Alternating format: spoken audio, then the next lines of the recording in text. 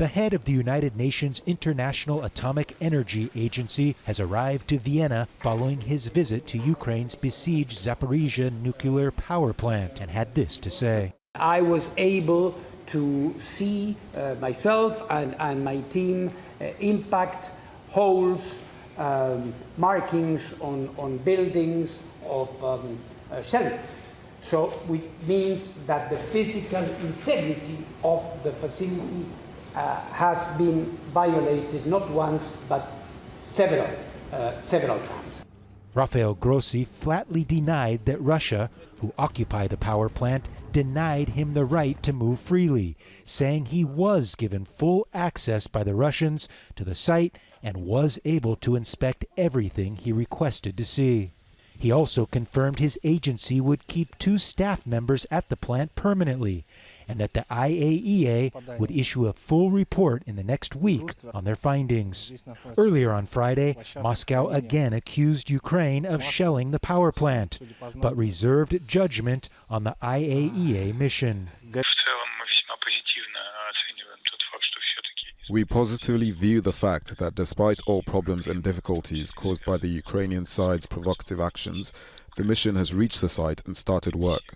You're aware that the team will stay at the site and continue working. That's why it's still too early to assess it. But what's most important is that the mission is there. The mission is expected to assess the plant's condition and nuclear security. Ukraine contended the visit was staged managed by Russia. Kyiv accused Russia of intimidating Ukrainian nuclear plant workers. IAEA inspectors were accompanied by a man in a suit, later identified as a Russian advisor to Rosatom, the Russian nuclear agency. That's further evidence for Ukrainians that the inspectors were not able to work freely at the plant without Russian interference, as Grossi suggested in his press conference.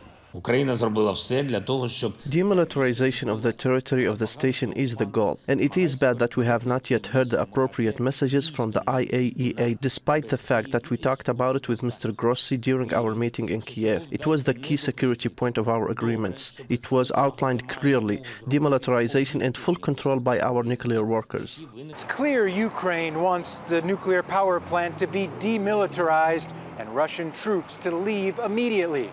But the IAEA doesn't even have the means to enforce that. It also doesn't have the mandate to determine who's responsible for the shelling. It's a complicated situation and very volatile, and changing, seemingly not day by day, but hour by hour. Gabriel Elizondo, Al Jazeera, Kyiv.